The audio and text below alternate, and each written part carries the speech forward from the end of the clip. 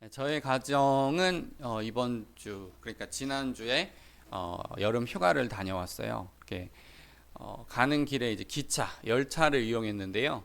여행을 다 마치고 돌아오는 그 기차 안에서 한 시각장애인 분을 만나게 됩니다. 근데 그분이 떡하니 저희 자리에 앉아 계신 거예요.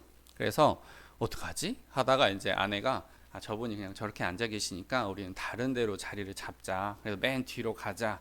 그렇게 하려고 맨 뒤에 이렇게 막 앉으려고 하는데 그 무궁화호 기차의 승무원께서 여기 자리 예약하셨어요? 이렇게 물어보는 거예요. 그래서 아니 사실은 여기가 우리 자리는 아닌데 저 시각장애인 분이 앉아 계셔가지고 저희 그냥 여기에 앉으려고 합니다. 그랬더니 오늘은 이제 열차 예약한 분이 많아가지고 여기 앉으시면 안 됩니다. 제가 차라리 저분을 자기 자리로 안내할 테니까 저 자리로 앉으세요. 라고 말을 하는 거예요. 그래서 감사합니다 하고 이제 저희는 저희가 원래 예매한 자리를 네 자리를 따닥 앉았습니다. 그리고 나서 시간이 조금 지나가지고 다시 그 승무원이 오셔가지고 그 시각장애인 분을 모시고 화장실로 이렇게 가는 모습을 보게 돼요. 그러면서 그날 무지하게 더웠습니다. 35도, 36도 막 폭염주의보 내리고 그 무궁화호는 에어컨이 시원하지가 않아요. 뭐 바람이 있는지 없는지 아무튼 그 더운 날에 자기가 그 기차의 승무원으로서 맡은 역할을 충실하게 해내는 모습을 보면서 참 충성스럽다. 오히려 어떻게 보면 자기가 맡은 역할보다도 더 충실하게 하는 모습을 보면서 충성이란 무엇인가? 우리가 하나님 앞에 드릴 수 있는 충성이란 무엇인가 생각해 보는 시간이 되었습니다. 오늘 말씀을 들으시면서 우리가 하나님께 드릴 수 있는 충성이 무엇인지를 생각해 보시기를 주님의 이름으로 축복합니다. 자, 오늘 말씀은 이제 사도 바울이 자신의 영적 아들인 디모데에게 어떻게 보면 유언처럼 남기는 마지막 편지입니다. 그래서 비장하고 또 엄숙합니다. 주 64년의 네로 황제가 자신의 도시, 그러니까 로마를 바라보면서 이쪽 부분 좀 정리하고 싶어서 일부러 방화를 하고 그 지역을 바라보면서 불타는 마을을 보면서 이렇게 음악을 이렇게 들었다는 그런 이야기가 있죠. 그러니까 사실은 자신이 잘못한 것을 누구에게 뒤집어 씌우냐면 기독교인들이 불을 질렀다라고 뒤집어 씌우게 됩니다. 그래서 사도 바울이 이제 재판을 받고 교회의 지도자로서 이렇게 어떻게 보면 엉뚱한 재판을 받게 되는 것이죠. 어떤 정치인이 이런 말을 했어요. 여러분이 형이 확정돼서 감옥에 들어가거나 벌금을 내거나 그런 것이 아니라 그냥 기소만 되었다 하더라도 여러분의 인생은 절단납니다. 그런 말을 한 적이 있어요. 이게 무슨 말이냐면 기소가 되었다는 것은 아직 형이 확정되지 않은 상태인데 검사가 어떤 개인을 향해서 너 혐의가 있다라고 말을 한 겁니다. 너 혐의가 있다. 뭔가 잘못한 것 같다라는 그런 선언만 있어도 개인이 1차, 2차, 3차의 재판을 걸쳐서 마침내 헌법재판소에서 당신은 죄가 없습니다라고 선고를 받아도 1차, 2차, 3차 재판을 겪는 과정에서 재산과 사회적인 살인이 일어난다는 거예요. 그러니까 그 본인, 혐의가 있다고 추정되는 본인과 본인의 가족과 본인의 지인들이 줄줄이 사회적인 혜택에서 다 탈락한다는 거예요. 예를 들면 아들이 어떤 회사에 취직을 하려고 하는데 너 안 돼, 너 그렇게 해버리는 거예요. 심지어 뭐 친구나 지인이나 고향 친구라 할지라도 너 취직 안 돼. 그런 사회적인 혜택들에서 완전히 배제가 돼버린다. 그래서 기소만 되어도 이렇게 힘든데 우리의 기소는요 아직 감옥에 가지 않은 상태, 경찰서를 아직 가지 않은 상태에서도 기소를 받을 수 있어요. 그냥 길거리에서 자유롭게 왔다 갔다 해도 그냥 기소가 있는 상태인데 바울은 감옥에 갇힌 상태에서 기소가 된 거예요. 그러니까 바울이 생각해 봤을 때 이거는 그냥 나를 죽이려고 짠 판입니다. 판. 혐의가 없고 죄도 없는데 그냥 바울을 죽이려고 덫을 파놓고 거의 그냥 땅땅땅 내리치지만 않았을 뿐이지 바울은 거의 죽은 목숨인 거예요. 바울은 그것을 직감을 했어요. 자신의 죽음을 직감을 했어요. 오늘 본문을 쭉 읽어보면 바울이 내가 그냥 죽겠구나, 여기가 내 삶의 어떤 마지막 종착지구나라는 걸 직감했는데도 불구하고 오늘 디모데후서 4장을 읽어보면 바울이 굉장히 당당하다는 것을 알 수 있어요. 굉장히 힘이 있다는 것을 알 수 있어요. 엄히 명한다, 그런 표현도 막 등장해요. 오늘 본문 1에서 4절을 제가 다시 한번 읽어보겠습니다. 하나님 앞과 살아있는 자와 죽은 자를 심판하실 그리스도 예수 앞에서 그가 나타나실 것과 그의 나라를 두고 엄히 명하노니 너는 말씀을 전파하라. 때를 얻든지 못 얻든지 항상 힘쓰라. 범사에 오래 참음으로 가르침으로 경책하며 경계하며 권하라. 때가 이르리니 사람이 바른 교훈을 받지 아니하며 귀가 가려워서 자기의 사욕을 따를 스승을 많이 두고 또 그 귀를 진리에서 돌이켜 허탄한 이야기를 따르리라. 1절에서 바울은 재판, 심판 이런 단어를 사용하고 있어요. 그런데 우리가 알고 있는 어떤 재판관의 어떤 실상, 사람이 하고 있는 그 재판관보다 사람의 영혼을 멸할 수 있는 하나님을 두려워하라라고 말씀하고 있습니다. 2002년 월드컵 때 벌써 몇 년 전입니까? 23년, 22년 그쯤 되네요. 그때 한국과 이탈리아의 축구 경기가 있었어요. 아주 빗장 수비로 유명하고 아주 리군다. 월드컵을 무려 4번이나 우승해본 이탈리아가 한국과 16강전을 맞붙게 됐어요. 우리나라는 감히 이길 수 있으리라 상상을 못했습니다. 그런데 아주 그 이탈리아의 전설적인 공격수, 어떻게 보면 우리나라의 차범근 정도 되는 그런 실력을 보유하고 있는 토티라고 하는 선수가 경기 막판에 1대1인데 경기 막판에 그 페널티 에어리어, 그러니까 잘못되면 페널티킥을 줄 수 있는 요 위험지역 안에서 탁 하고 넘어집니다. 그런데 탁 하고 넘어질 때 우리나라 선수가 태클을 이렇게 발을 걸었느냐? 안 걸었어요. 못 걸었어요. 그런데 갑자기 풀썩 하면서 넘어진 거예요. 그럴 때 심판이 휩쓸을 삐 하고 불 때 우리의 심장은 얼어붙은 것 같죠. 우리 지금 이거 이겨야 되는데, 이거 승리하고 싶은데 피 하고 불었으니까 페널티킥 주면 이거 지는 거나 마찬가지인데 토티가 넘어졌습니다. 그때 심판이 아주 아름답게 가슴에서 치즈 한 장을 딱 꺼내요. 노란색 카드 한 장을 딱 꺼내요. 그럴 때 박지성 선수가 아주 얄밉게도 심판한테 다가가서 2장 받았다고, 걔 2장 받았다고 이렇게 얘기를 하니까 맞아 너 2장이지 하면서 빨간색 카드를 딱 꺼냅니다. 그때 우리나라 사람들은 다 즐거워하고 환영하죠.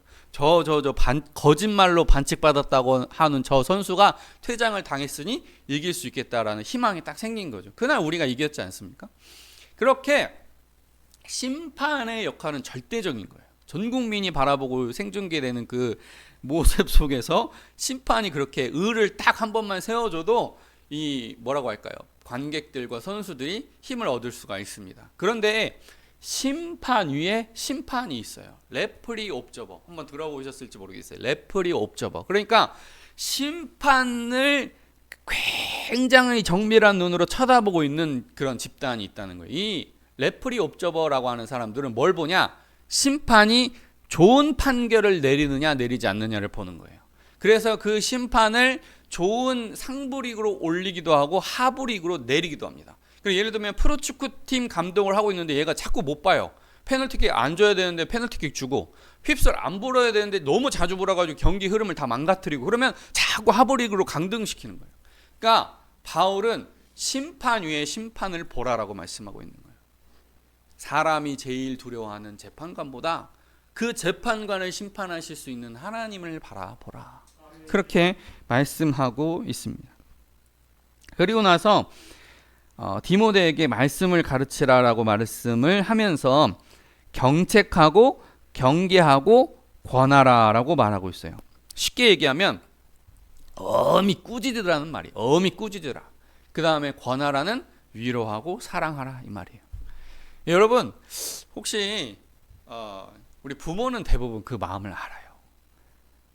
태연아 나중에 태연이가 이제 결혼해가지고 자녀를 낳았는데 자녀가 빨간불인데 막 건너려고 하면 어떻게 하시겠습니까? 안아주면서 사랑한다 이렇게 하실래요? 아니면 엉덩이를 차싹 때리시면 빨간불인 건너면 안 되지 이렇게 할 겁니까? 그러니까 이게 부모는 참 힘들어요. 화를 냈다가 또 사랑한다 이렇게 해야 돼요. 여러분 이게 이 시간이 격차가 짧으면 짧을수록 내가 이중인격차처럼 느껴져요.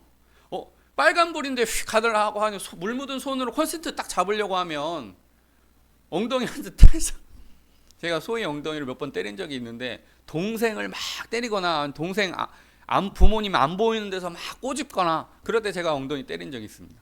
그리고 막 운전하다가 빨간불에서 신호등에서 쉬고 있는데 갑자기 제 눈을 확 가리거나 그럴 때 제가 화가 나서 엉덩이 때린 적이 있어요. 그런데 어젯밤에 소희랑 얘기하면서 소희야 이제 아빠가 소희 엉덩이 때리지 않지? 알지? 그랬더니 응, 안 돼요. 왜 그래? 소희가 이제 어느 정도 말을 듣고 부모님 말씀을 따르게 됐으니까 아빠가 그럴 필요가 없는 거야. 그러면서 이제 사랑의 말을 하고 소희가 앞으로도 더 잘해줬으면 좋겠어. 그런데 이게 쉽지가 않아요. 그래서 보통 전통적인 가정들은 아빠가 매를 들고 엄마가 약을 발라주고 실제 실화가 자꾸 생각이 나요. 제가 이제 오락실에 갔는데 안 갔다 그랬습니다. 아버지가 제 손을 탁 냄새를 한번 맡아보셨더니 100원짜리 동전 땀 냄새가 진동하는 거예요. 거짓말, 운동장에서 놀았다고 하는 건 거짓말이고 오락실에서 실컷 놀다 왔구나. 그래가지고 걸려가지고 회초리로 맞는데 엄마가 약을 발라줘요. 디모데한테 뭘 얘기하고 있어요? 디모데한테 어미 꾸짖으면서 권면하고 위로하라는 거예요. 동시에 두 가지 역할을 다 해내라는 거예요. 쉽지 않아요. 근데 저는 여기서 말씀을 설교를 준비하다가 탁 키보드에서 손을 뗀 다음에 한번 생각해 봤어요. 바울이 불가능한 것을 하라고 했을까? 아니요. 그 어미 꾸짖으면서 위로하고 사랑할 수 있는 능력이 성령님의 능력에서 나오는 줄로 믿어요. 불가능한 것처럼 보이고 이중인격차처럼 보이는 그 일을 디모데에게 해내라 라고 얘기하고 있는 거예요. 우리는 해내게 될 줄로 믿습니다. 그리고 나서 3절 4절에는 말세에 옳은 말을 듣지 않는 사람들이 많다고 그래요. 또한 신화와 전설 같은 것들을 사람들이 많이 좋아한다고, 허탄한 이야기들을 좋아한다고 쓰여 있습니다. 기록되어 있습니다. 얼마 전 K-팝 데몬 헌터스라고 하는 그런 애니메이션 영화가 전 세계적으로 히트를 하고 있어요. 그러니까 뭐 노래가 좋고 희망적입니다. 막 사람을 업시켜요. 이렇게 기분을 업시켜요. 그다음에 모든 어려움도 이겨낼 수 있어. 막 이렇게 가사 내용은 찬송가인데 이제 그 리듬감이나 박자는 완전 이제 세상 노래예요. 그런데 지금 빌보드 차트 막 2등 한다고 전 세계 그 음악 차트에서 막 2등 하고 있대요. 이름 없는 얼굴 없는 가수로 그 가상의 가수로는 이런 현상이 있어 본 적이 없답니다. 그래서 여러분 혹시 겨울 왕국의 엘사가 Let It Go 할 때 그 엄청난 그 히트를 지금 넘어서고 있다는 거예요. 그런데 가만히 보면 그러니까 배급하는 데는 미국이고 그 다음에 그 컨텐츠를 제작한 것은 일본 소니고 그 컨텐츠 안에 그 환경은 한국인데 가만히 보니까 이게 무당을 소재로 삼았어요. 무당. 그러니까 저는 안 좋다고 판단을 해요. 근데 사람들이 어마어마하게 열광하거든요. 그래서 저는 킹 오브 킹스라고 하는 영화를 우리가 좀 반드시 봐야 된다. 세상에 뭐 악귀를 막 물리치고 막 사람이 날아다니고 이게 거짓말이잖아요. 사실은 있을 수가 없는 일이잖아요. 근데 있을 수가 없는 일에는 사람들이 막 열광을 하고 우리 인류를 구원하신 예수 그리스도의 스토리는 관심이 세상의 것보다 덜한 것 같아요. 그래서 우리라도 킹 오브 킹스라고 하는 영화를 좀 봐야 될 것 같아요. 극장에 가서 보시든지 극장에 가서 못 보시면 우리 이렇게 오후 예배 시간에 킹 오브 킹스를 틀고 팝콘 하나 탁 손에 드시고 그렇게 좀 봤으면 좋겠다는 생각이 듭니다.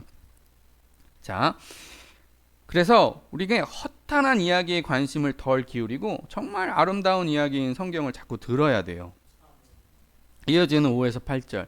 그러나 너는 모든 일에 신중하여 고난을 받으며 전도자의 일을 하며 내 직무를 다하라. 전제와 같이 내가 벌써 부어지고 나의 떠날 시각이 가까웠도다.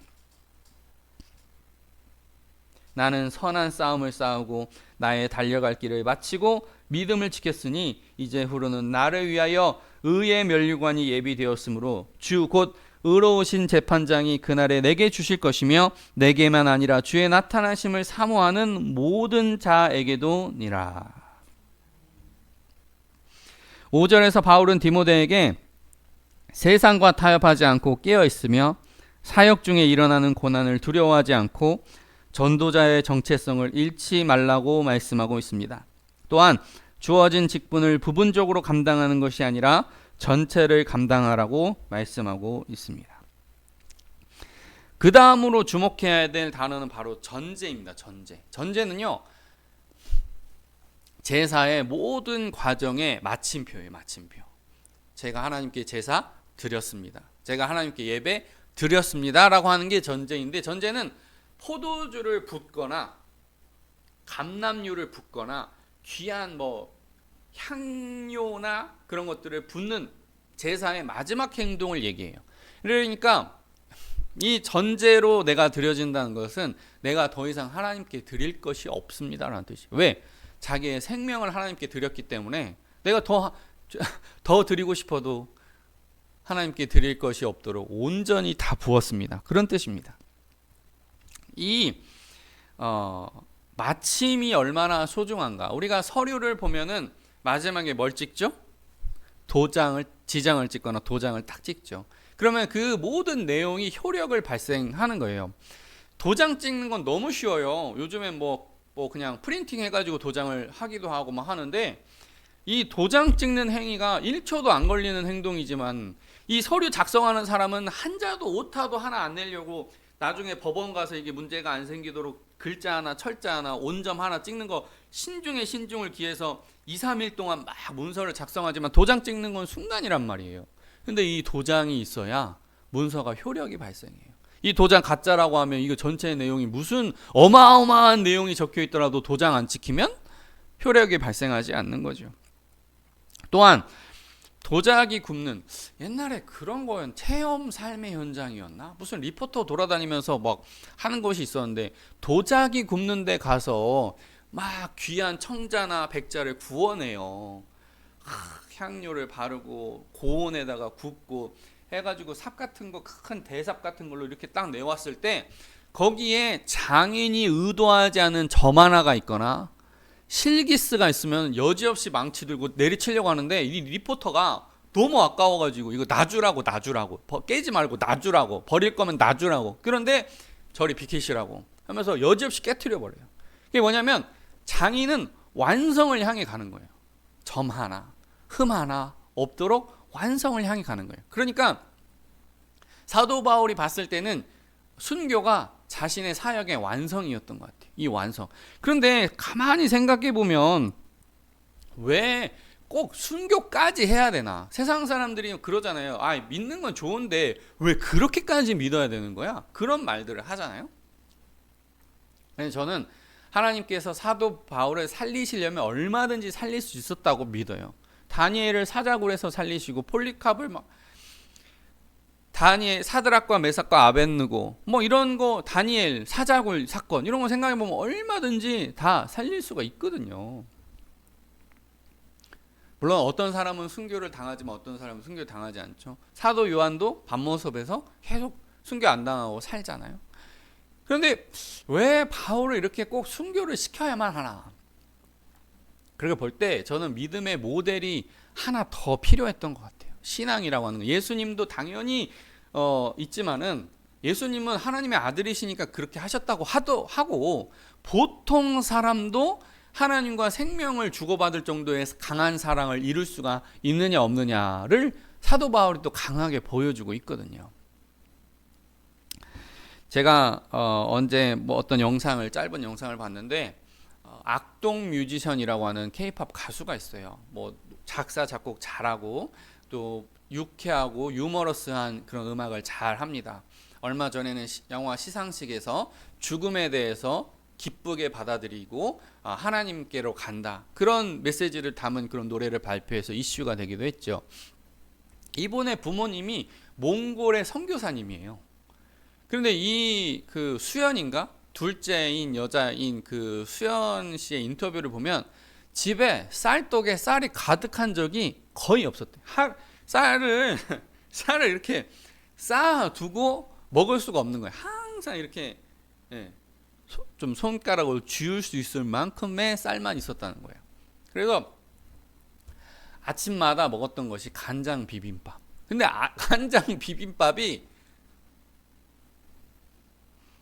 간장 비빔밥을 맛있다고 생각하시는 분 한번 마음속으로 손을 한번 들어보세요. 나는 간장 비빔밥만 있으면 평생 먹고 살 수 있겠다.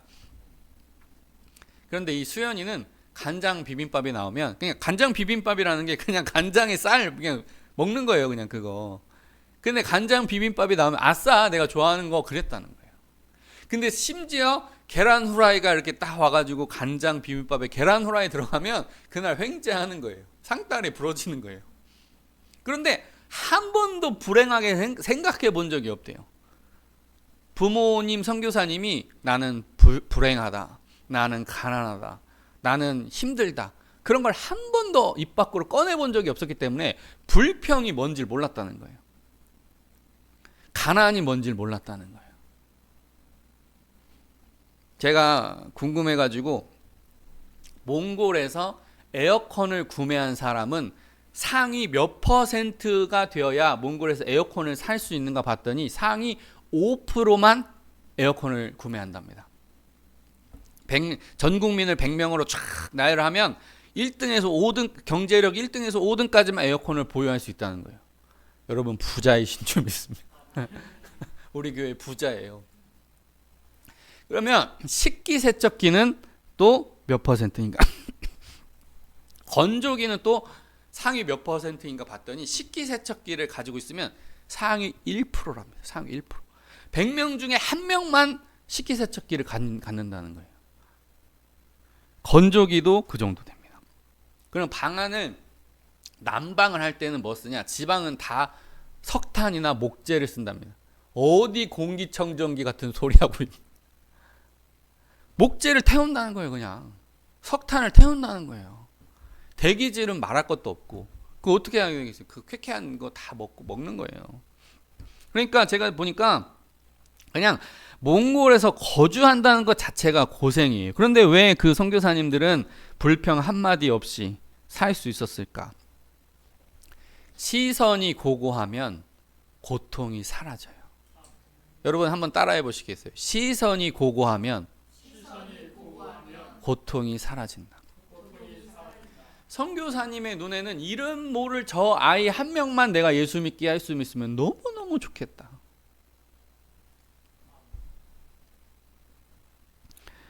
그래서 저는 굳이 하나님께서 바울을 순교시키신 것 같아요. 죽어도 행복할 수 있다는 것을 보여주시기 위해서. 이어지는 8절을 보면 의의 면류관이라고 하는 단어가 등장해요. 면류관은 월계수라고도 하잖아요. 그래서 이렇게 탁 씌워주는 왕관처럼 탁 씌워주는 거예요. 근데 이게 썩는 거예요, 안 썩는 거예요, 여러분? 썩는 겁니다. 금이나 은으로 됐으면 조금 덜 썩겠지만 식물이기 때문에 결국에는 마르고 썩어요. 그런데 이 월계관이 어떤 의미를 가지고 있냐? 일종의 장원급제 효과가 있는 거예요. 장원급제 효과. 우리가 뭐 춘향이와 이몽룡 그 이야기를 들어보면 이몽룡이 결국에 과거에 급제해가지고 이렇게 쭉 마을로 들어오잖아요. 아니 암행어소로 들어오죠. 죄송합니다. 아무튼 그 뭐 과거에 급제했다고 고향에 돌아올 때 금이 환영한다고 하잖아요. 그때 이렇게 된 관 쓰고 이렇게 꽃꽂이 이렇게 해가지고 강감찬도 전쟁에서 승리하고 나니까 왕이 금으로 된 나뭇가지 그 꽃가지들을 이렇게 머리에 씌워줬다고 하죠. 그게 어떤 효과가 있냐면은 월계관은 썩잖아요. 근데 고향으로 금이 환영하고 있는 그 순간에 마을 전체가 그 사람들 얼굴 쳐다봅니다. 그 사람 쳐다봐요. 그러면 그 앞에서 고개를 숙이고 몸을 굽히고 그래요. 월계관이 그런 의미가 있는 거예요. 그런 의미가. 그런데 바울은 썩는 월계관이 그 정도 영향력을 가지고 있는데 나에게는 썩지 아니하는 월계관이 있다고 말하고 있는 거예요. 그게 하나님이 씌워주시는 의의 면류관이라는 거예요. 하나님이 씌워주시는. 근데 그거를 바울 혼자 쓰면은 쓰는 것은 아니었나 봐요. 주를 사모하는 주의 다시 오심을 기다리는 모든 성도들에게 하나님이 친히 다 의의 면류관을 씌워주신다고 말씀하고 있습니다. 얼마 전에 한 지인이 승진했다고 하는 좋은 소식을 들었어요. 승진 얼마나 기분 좋습니까? 그런데 회사가 조금 사정이 어려워서 직급은 이름은 예를 들면 사원에서 대리님 이렇게 올렸는데 월급은 대리만큼 안 올려준 거예요. 여러분 이게 좀 부자연스럽죠?